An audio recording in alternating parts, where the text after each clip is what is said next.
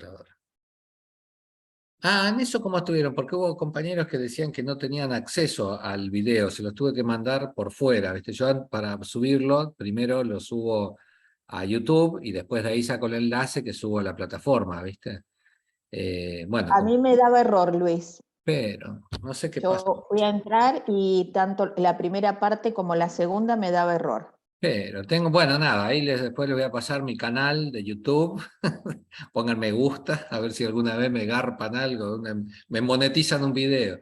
Tengo un montón de videos ahí de las clases, ¿viste? De la época de la pandemia, que dábamos clase, todo, bueno, quedaron ahí un montón de clases cachivachescas, pero bueno, nada, ahí voy subiendo lo que vamos charlando, para tenerlo como base para después subirlo a las plataformas. Así que ahí va a ser más fácil por ahí, si da falla o si da error, ir a ese lado. Bueno, te decía que veníamos charlando sobre como distintos matices o líneas, fuerza de la materia. Una de ellas tenía que ver con las concepciones pedagógicas subyacentes en las decisiones que tomamos acerca de la enseñanza de la tecnociencia. Entonces dijimos, hay perspectivas desarrollistas, que ven a la tecnología de una forma, hay perspectivas progresistas que ven a la tecnología de una forma diferente, ¿no? En lo ideológico. Pero en un caso o en otro, todos abrazamos la idea de la alfabetización científica y tecnológica, ¿no? Entonces, ahí, digo, bueno, todos queremos cierta, nada, insisto, nos tomamos como bandera la alfabetización tecnocientífica, pero en el fondo tenemos diferentes ideas de qué esperamos.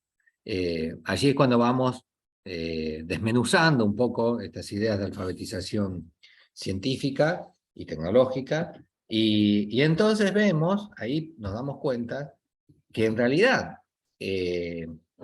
nos falta, digamos, en relación a la ciencia, en relación a las ciencias naturales, ciencias experimentales, hay como ciertos acuerdos epistemológicos, didácticos, ¿no? Y de qué subyace en la idea de alfabetización científica. Entonces, parecería que la alfabetización científica, dada la tradición de estudio epistemológico, entonces, cuando uno habla de alfabetización científica, de suyo se entiende que se trata no solamente de los productos de la ciencia, sino del quehacer científico, las dos cosas, ¿no? Nosotros, cuando hablamos de alfabetizar en ciencia escolar, estamos diciendo, bueno, vamos a reparar no solamente en ideas, modelos, nociones, conceptos, teorías de la ciencia, sino en cuáles son las maneras en que la ciencia construye ese conjunto de saberes. Cómo atraviesa o cuáles son los procesos metodológicos que hacen que este conocimiento sea distinto a otras formas de conocimiento contemporáneas, ¿no? ¿Por qué decimos que la ciencia es diferente a, qué sé yo, la astrología? Entonces, todas esas cuestiones, ¿no? No sé si es que queda tan claro cuáles son las fronteras, los límites del conocimiento científico, si es que los hay, pero hay una tradición de revisión de cómo la ciencia construye sus saberes. Distintas líneas, bueno, nada, ustedes ya esas las han estudiado ampliamente. Ahora, entonces, por eso digo, cuando hablamos de alfabetización científica, todos, o me parece, tenemos un acuerdo de que no solamente se trata de un producto de la ciencia, no sé, las leyes de Mendel, sino cómo la ciencia construye esas ideas. ¿Por qué las ideas de Mendel aparecen mucho después de que habían sido formalizadas? O bueno, no sé, esas discusiones. ¿Cómo se justifican esas cosas? En cambio, cuando hablamos de alfabetización tecnológica, no está tan claro a qué nos referimos. ¿Viste? Hay como por supuesto, las perspectivas más desarrollistas tienden a un sesgo asociado a utilización, al uso de las tecnologías. Bueno, entonces no se refiere a los procesos de producción de la tecnología, a cómo se construyen esos saberes que tienen una epistemología diferente, sino que, bueno, lo usamos, ¿viste? La verdad, no tengo ni idea de cómo se hace una computadora, tampoco quiero saber mucho cómo se hace, yo quiero usar la computadora y punto. Entonces, bueno, eduquemos para la alfabetización tecnológica y nos limitamos a enseñarle el uso de la computadora. Y ni siquiera de la computadora, no digo, de algunas aplicaciones, programas, que pueden ser no sé, en un momento de la vida, tienen más, de la vida social, digo, y política, son de mayor interés. Entonces, no sé, yo ya te digo, tengo la barba blanca, yo me acuerdo cuando empezábamos a programar, no sé, el año 82, una cosa así, 83, eh, se pensaba que la educación en tecnologías digitales pasaba por la programación, porque era una etapa clara del arribo de las computadoras al mundo, a la sociedad, a la popularización de las computadoras, ¿no? Entonces, nada, hacíamos programas, yo les voy a contar, los programas se hacían en un aparatito que era como un teclado, así, eran las Commodore, eran unas computadoras Commodore 64, después de 128 bits, y después había unas Texas Instrument, que tenían el teclado de goma, como se dice, de caucho, que las otras eran de plástica, y se usaba por pantalla el televisor de blanco y negro. Y grabábamos los programas en unas cosas del siglo pasado que se llamaban, parezco mi abuelo, bueno, mi abuelo no me habló nunca, mentira, pero digo, parezco el abuelo Barbie. Nada, se usaban cassettes, usábamos cassettes para guardar los programas. Entonces los programas eran códigos, código, y después podíamos ver, en el mejor de los casos, un punto que se movía en la pantalla de la tele haciendo una sinusoide. Para hacer eso trabajé como 5 meses, ¿no? Para un puntito que se mueva en la televisión así. Entonces, ¿cuál era la concepción de la enseñanza de las tecnologías digitales? Era el uso de ese aparato y la exploración de ese aparato en su potencialidad. Entonces nosotros programábamos, estaba el acento puesto en la construcción de algoritmos. Programar no sé qué, pero bueno, programemos. Entonces uno desarrollaba algunas ideas por ahí. Esa era la concepción. Sí, Sandra. Perdón, Luis, está Mónica que quiere entrar, me escribió Mónica, que mande de nuevo hace un ratito. Exclusify porque no vi si Ah, apareció. bueno, Decile, le mandale, digo. mandale que la esperamos. Eh, bueno, entonces esa era una concepción de ese momento. Pocos años después empezaron a llegar los programas enlatados, no sé cómo decirte, programas, procesador de texto, planilla de cálculo, ¿no? Las computadoras pasaron a ser más potentes para poder correr esos programas ya prearmados, las tecnologías de soporte para guardar esa cantidad de información también cambiaron, dejaron de ser estos cassettes para hacer unos discos, hay unos discos también que se grababan, ¿no? Ferromagnéticos, digamos. Eh, bueno, y ahí ya hubo un cambio. Cuando ocurre eso, hubo compañías, líderes en esa producción, qué sé yo, y hubo el surgimiento de las empresas, Microsoft, qué sé yo, el Silicon Valley. Bueno, la onda es que hubo un cambio y ahí lo que pasamos a hacer fueron usuarios de esta producción que hacían grupos de personas. O sea, ahí hay, insisto, uno de los caminos tiene que ver con la apropiación, manejo y posibilidad de gestión de esa herramienta. Y la segunda tenía que ver con una fragmentación o un uso más acotado de la potencialidad de esa herramienta. Ahora alguien te decía, bueno, esto es no sé, un procesador de texto que llamamos, ¿no? Rápidamente también cambió los formatos de programación y demás. Entonces lo que quiero decir es que ahí hubo una modificación, un cambio en la concepción de qué es enseñar tecnología. En un caso, tecnología digital, lo estoy limitando a esa cuestión. Entonces, en un caso tenía que ver con cierta libertad y diseño, ¿no? Creatividad en el diseño. Uno podía resolver un problema. ¿Cuál era el problema que tenía, que me había propuesto resolver? Nada, hacer una sinusoide en la pantalla de la tele. No busqué un programa, GeoGebra, qué sé yo, que dibuje la sinusoide o Excel o lo que fuere, ¿no? Ni existía toda esa cosa, pero quiero decirte, hoy uno para resolver ese problema tiene una herramienta. No estás pensando en la tuerca, ¿sí? Porque ya no es problema la tuerca, sino que tenés que ver qué herramienta encaja con esa tuerca. Entonces uno se vuelve usuario de esa cuestión. Y ahí hay una modificación, insisto, en la concepción de alfabetización científica, por lo menos científica digital.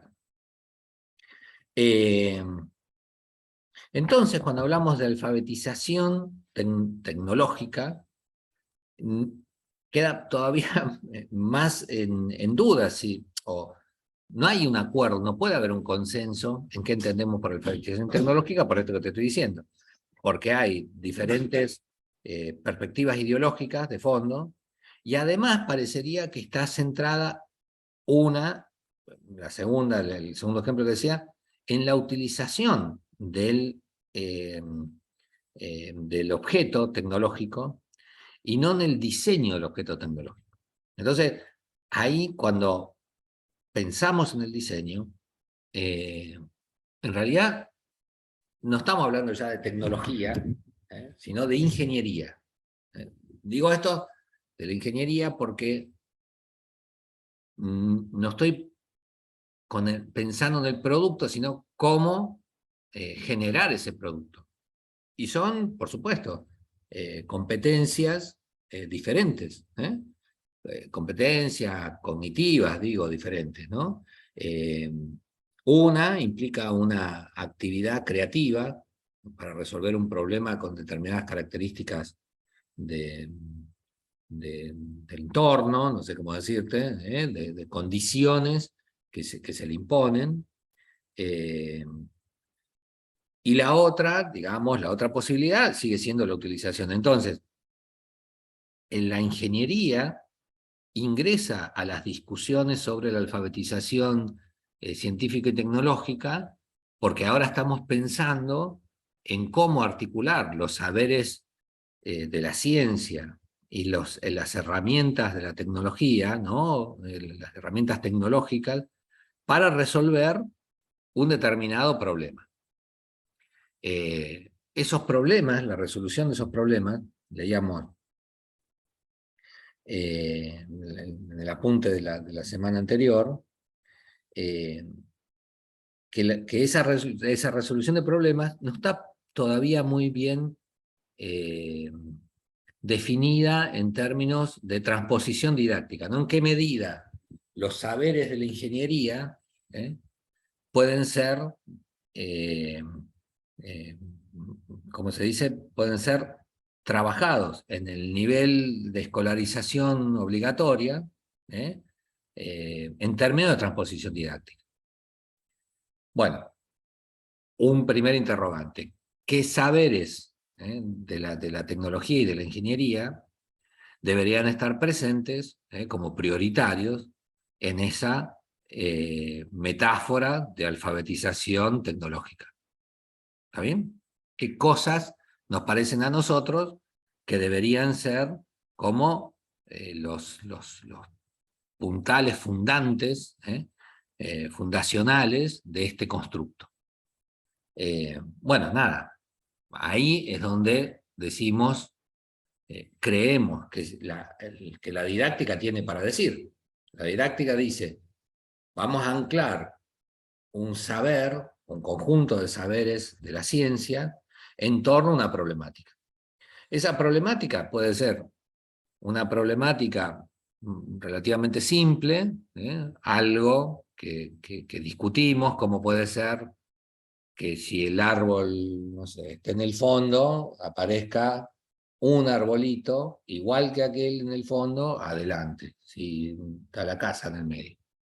¿Cómo puede ser?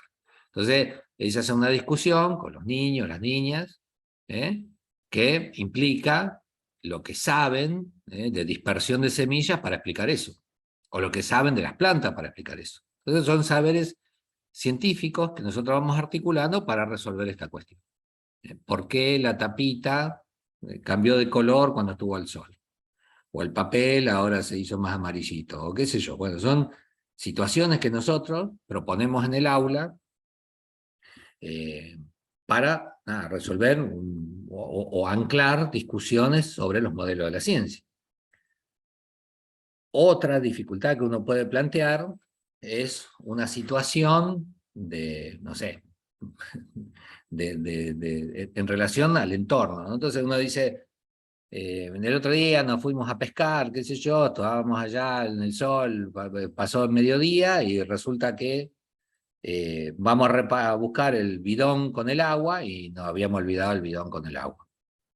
Pero estábamos acá en el río, lo que pasa es que el río tiene, el agua es, no sé, tiene color, digamos, no sé, no es transparente. ¿Cómo podemos hacer para poder tomar agua del río en condiciones saludables? No sé, ¿no? Entonces uno plantea un problema que la resolución de ese problema es un objeto tecnológico. Si yo tuviera un filtro y una gota de lavandina, lo resuelvo. Entonces, bueno, nada, ¿cómo hago para filtrar el agua, este agua turbia, y transformarla en agua cristalina? ¿No? No transformarla, sino obtener agua cristalina. Entonces, ese es un problema que está planteado en determinadas condiciones de contorno y para resolver una situación que consideramos como, bueno, nada, puntual. Entonces, ¿qué habilidades se desarrollan frente a esa propuesta? Y bueno, por supuesto que tiene que haber saberes del cotidianos. Si pudiera agarrar, no sé, imagino, ¿no? Una servilleta podría servir de filtro, no sé, un algodón, no sé, condiciones, un filtro de cocina, hacemos, no sé, algo donde vaya quedando las partículas atrapadas, no sé.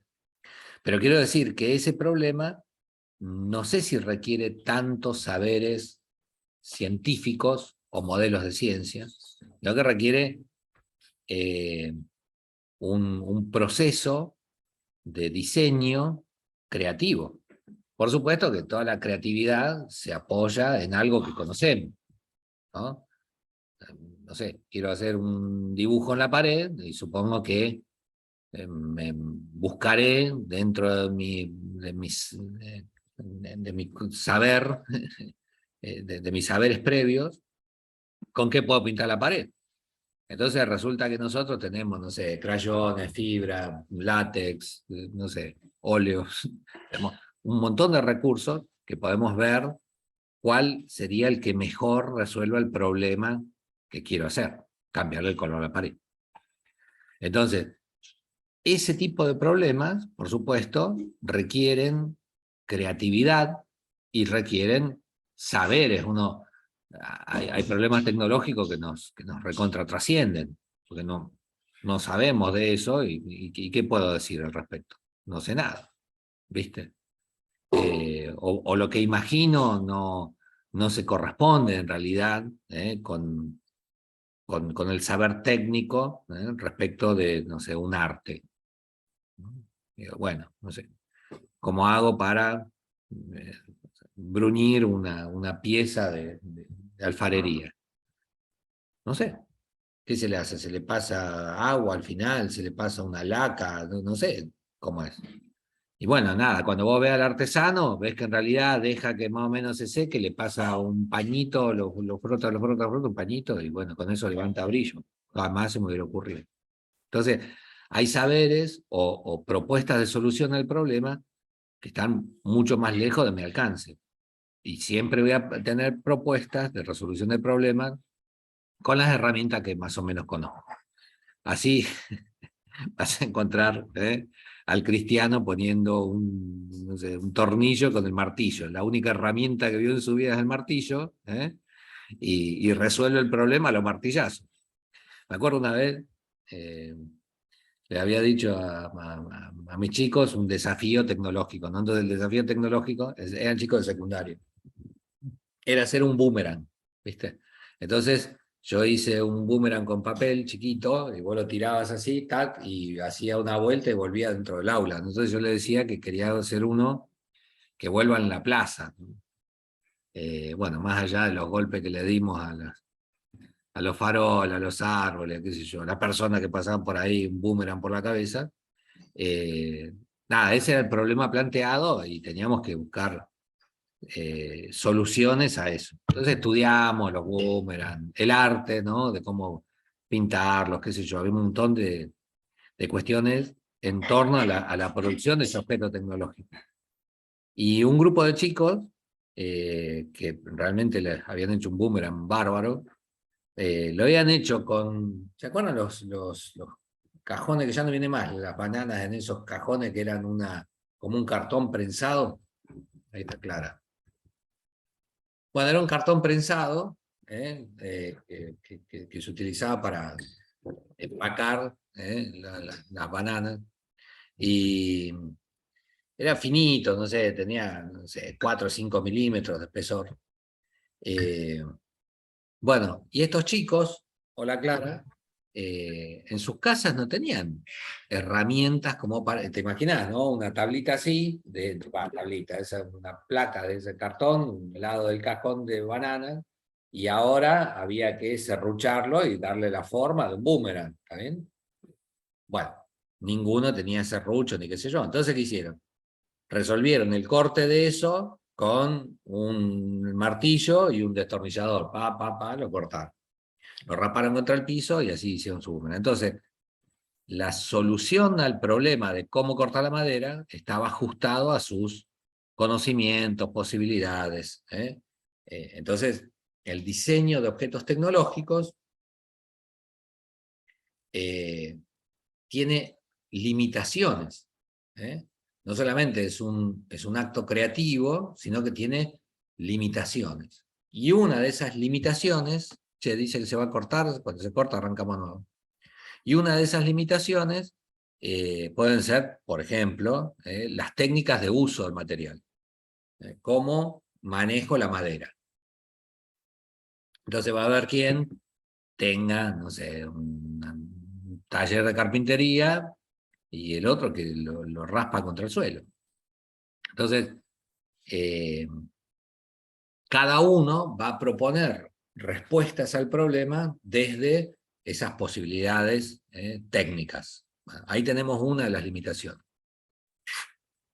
Otra de las limitaciones de los productos, de los objetos tecnológicos, que son varias, y que requieren criterios, porque ahí está el tema. Nosotros decimos, bueno, queremos personas criteriosas, qué sé yo. Bueno, en este tipo de cuestiones aparecen un conjunto de criterios. Uno es esta limitación. Otro cuando uno le dice, bueno, che, diseñemos algo con estas características, algo que soporte, no sé, un puente, una luz de 60 centímetros y que soporte la máxima carga. Bueno, yo le digo eso y me dicen, profe, ¿lo podemos hacer con, no sé, un hierro doble T? No, hijo, tiene que ser algo, te dije, livianito, que soporte mucha carga, qué sé yo. Bueno, dice, ¿y si lo hacemos de fibra de carbono? Sí, se puede. O de titanio, sí, también se puede. ¿Y de dónde lo sacamos? ¿Cuánto sale? ¿Se puede mandar a hacer? Sí, se puede mandar a hacer. Bueno, ¿cuánto sale?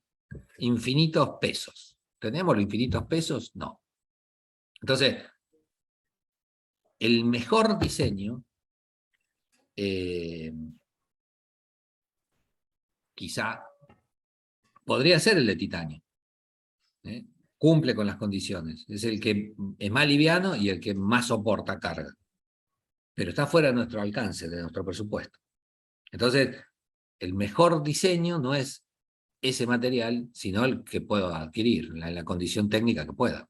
¿Está bien? Entonces, por eso, el diseño ingenieril no solamente tiene factores artísticos o, digamos, saberes de la ciencia, qué sé yo, de la estabilidad, como área de la física, digo, sino que tiene estos sesgos, estas limitaciones de cuáles son las posibilidades económicas de concreción que tengo, o sea, de presupuesto, con qué herramientas lo puedo llevar adelante, cuestiones técnicas y de manejo de materiales, y otras. Digo, ¿cómo hago para cubrirme del frío? Bueno, una posibilidad es hacer este tipo de prendas. Están hechas en un megatelar, alguien hizo un hilo así finito, varios hilos de esos finitos, y están todos entrecruzados, y nada, me protejo del frío con esta prenda. Pero supongo que 3.900.000 años antes de esto andábamos con el cuero de la gata aquella. Entonces yo podría proponer, para superar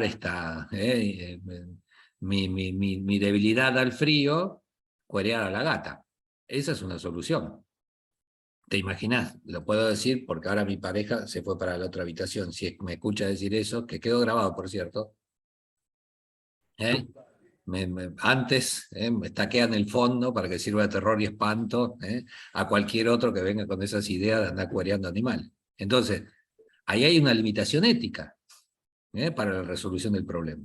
Entonces, el diseño ingenieril se encuentra con todos esos elementos que se atraviesan, y por eso es una actividad que debiéramos, de alguna manera, promocionar en la idea de alfabetización tecnológica. Chao, Marianela. Luego, profe. Chau, chau. Después, nada, se va a cortar ahora en un ratito, arrancamos de nuevo. Entonces,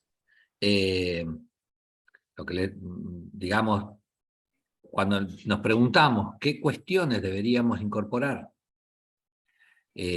como prioritarias en la alfabetización tecnológica, bueno, ya vemos que si lo pensamos en la utilización del objeto tecnológico o de ciertas técnicas, bueno, hay una limitación allí de las habilidades y competencias más creativas, ¿no? Y que eventualmente pueden servir para la resolución de problemas, ¿no? Porque, digamos, implica el desarrollo de objetos tecnológicos, para un propósito, un propósito. Por supuesto que en la construcción de esos objetos tecnológicos depende de cuál sea el grado de apertura del enunciado. Una cosa es un enunciado que diga, con palitos de lado, construya un puente con 60 centímetros de luz que sea capaz de soportar, no sé, una carga de 90 kilos. ¿Viste? Esa es una condición, o un conjunto de condiciones, que bueno, que limita el grado de apertura del proceso creativo también. Mirá, yo había buscado, a ver si les puedo compartir. Compartir. Buah. Pensé que tenía un video, pero no veo. Pero mirá, tengo acá, compartir. Acá tengo cosas que hice con mis estudiantes. La apertura de la propuesta dice, como condición, que tienen que construir una estructura capaz de soportar el peso de un estudiante, de una de las chicas, de uno de los muchachos del curso. Entonces, esa estructura tiene que estar hecha con fósforos, con la mínima cantidad de fósforos. ¿Está? Bueno, estos objetos tecnológicos que ven ahí son algunos de los diseños, de los muchos diseños, que proponen cómo soluciona el problema. Entonces, por supuesto, no sé si ahí ven, pero estoy usando el punterito. Este de acá soporta esa condición, pero tiene una banda de fósforos, tiene muchos fósforos. Nada, eso tiene que ver con cómo está enunciado el problema. Tipo dicen, esto lo resuelve, y en efecto esto lo resuelve. Este otro de acá, que está atado con alambre, los fósforos, con alambre de un cable eléctrico, ¿no? Un alambre de cobre. Bueno, ese otro, cuando lo ensayaron, colapsó. Entonces, hacemos allí como una introducción a cuáles son las dificultades que uno puede prever desde la física, ¿no? Entonces, bueno, cómo esta estructura tiene en la parte superior e inferior algo parecido a esta, que es bastante sólida, pero claro, está separada por algunos puntales que no soportan fuerzas laterales. Como un piso así, si uno pisa arriba, se desplaza lateralmente y nada compensa ese desplazamiento lateral. La consecuencia es que estos fósforos, las columnas, se parten, ¿no? Se desplazan y se parten. Un objeto extenso, estas columnas tienden a moverse para los costados, se parten. Bueno, entonces analizamos ese tipo de cosas. Esta otra estructura, así como está, evita el desplazamiento lateral, porque tiene puntos, cuando yo, no sé, como si uno separa las piernas, entonces, si te empujan de costado, bueno, nada, vos descargás sobre aquella pierna, te empujan del otro costado, descargás sobre esta, ¿tá? Es mucho más estable que estar parado en un pie, no sé cómo decirte, que sería el caso de del cubito. Este no soporta esfuerzos laterales, y este sí. Pero este está unido, las piezas están vinculadas, y estas están actuando más independientemente, lo cual también le genera una debilidad a la estructura. ¿Se entiende cómo? Entonces, las cosas que nosotros vamos discutiendo, este otro es otro resultado de la misma propuesta, ¿sí? Son grupos